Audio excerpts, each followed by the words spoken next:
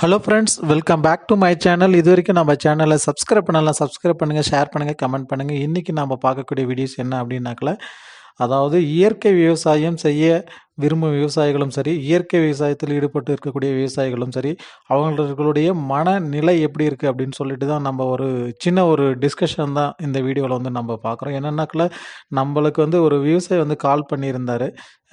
அவர் என்ன சொல்கிறாரு அப்படின்னாக்கல, நம்ம வந்து ஒரு 1½ இயராக வந்து 1½ வருஷமாக வந்து நான் இயற்கை விவசாயத்துக்கு கொஞ்சம் கொஞ்சமாக மாறிட்டு வரேன். தென்னை விவசாயம் வந்து பயிர் செஞ்சுட்டு வரேன். ஸோ நிறைய பேர் நிறைய மெத்தடில் வந்து சொல்கிறாங்க. இப்போ கெமிக்கல்னாக்கல நாங்கள் உரம் வாங்கிட்டு வரோம், போட்டுடுறோம், அது வேலை முடிஞ்சிருது.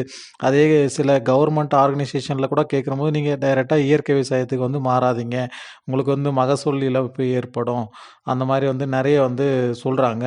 ஸோ எங்களுக்கு வந்து இயற்கை விவசாயத்தில் வந்து ஈடுபாடு இருந்தாலும், அது எந்த மாதிரியான மருந்துகள் வந்து, அதாவது இயற்கை விவசாயத்திற்கு என்ன மாதிரியான உரங்களை வந்து பயன்படுத்தணும், எது வந்து நல்லா குவாலிட்டியாக இருக்குது அப்படின்னு சொல்லிட்டு தெரிய மாட்டேங்குது அப்படின்னு சொல்லிட்டு ரொம்ப வந்து ஃபீல் பண்ணி சொல்லியிருந்தார். ஸோ அதனால் வந்து நம்ம இயற்கை விவசாயத்துக்கு மாறக்கூடிய விவசாயிகள் வந்து தொடர்ந்து வந்து, நீங்கள் இப்போ ஒரு பயிர் செஞ்சுட்டு இருக்கீங்க அப்படின்னாக்கல, ஃபுல்லாகவே அந்த இயற்கை விவசாயத்திற்கு வந்து மாறும்போது அந்த பயிர் வந்து அதுக்கு வந்து அடாப்ட் ஆகாது. என்னன்னாக்கல, அது நீங்கள் இதுக்கு முன்னாடி நிறைய வந்து கெமிக்கல் எல்லாம் போட்டிருப்பீங்க, கெமிக்கல் மருந்து அடிச்சிருப்பீங்க.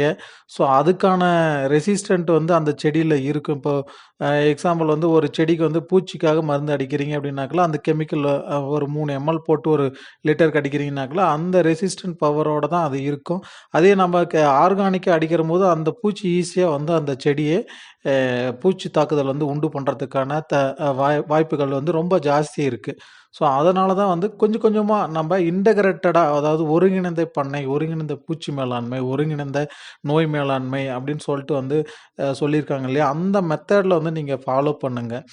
இப்போ ஒரு ஒரு இடத்துல வந்து நீங்கள் பூச்சி மருந்து தெளிக்கிறீங்க அப்படின்னாக்கல, ஒரு டோஸ் வந்து கெமிக்கல் மருந்தும், ஒரு டோஸ் வந்து பார்த்தீங்கன்னா அந்த வீரியம் வந்து கெமிக்கல் மருந்து அடித்து அப்போ வந்து அந்த பூச்சியினுடைய வீரியம் கம்மியாக இருக்கிறபோது ஆர்கானிக்காக கொடுக்குறபோது அந்த இடத்துல ஒரு ஸ்ப்ரேயினுடைய அளவு வந்து குறையும். அப்போ உங்களுக்கு ஆர்கானிக் மருந்து அந்த இடத்துல கொஞ்சம் வேலை செய்யும். ஸோ அந்த மாதிரி இயற்கை உரவுமே கொஞ்சம் கொஞ்சமாக வந்து இன்புட்டாக கொடுத்துட்டு வாங்க. சடனாக வந்து நம்ம கெமிக்கல்லேருந்து ஆர்கானிக் வந்து மாற முடியாது. ஸோ அப்படி மாறும்போது தான் நம்மளுக்கு வந்து ஈல்டு வந்து மகசூல் வந்து இழப்பு ஏற்படும். ஸோ அதனால தான் வந்து சொல்கிறாங்க, உங்களுக்கு ஆர்கானிக் கெமிக்கல்லேருந்து ஆர்கானிக் வந்தாக்கல மகசூல் பாதிச்சிடும், மகசூலே வராது அப்படின்னு சொல்லிட்டு சொல்லுவாங்க. ஸோ அது வந்து தவறான விஷயம் தான் எனக்கு தெரிஞ்சு. என்னன்னாக்கல, கெமிக்கலை விட ஆர்கானிக்கில் கண்டிப்பாக நல்லாவே ஈல்டு எடுக்கலாம். அதே மாதிரி மண் வளமும் வந்து உங்களுக்கு நிலையானதாக வந்து ஒரு பாதுகாப்பானதாக இருக்கும்.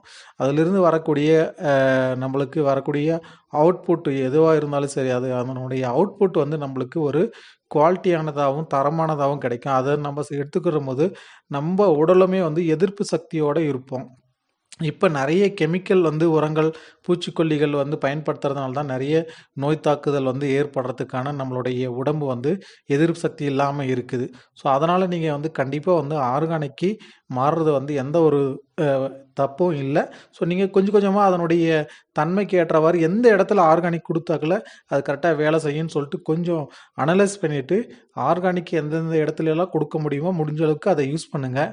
கெமிக்கலை எந்தெந்த இடத்துலலாம் குறைக்க முடியுமோ அதை குறைச்சிட்டு நீங்கள் மண் வளத்தை வந்து பாதுகாத்தீங்கன்னாவே உங்களுக்கு அதனுடைய கெமிக்கலினுடைய பயன்பாடு வந்து குறைய ஆரம்பிச்சிடும். சரிங்களா?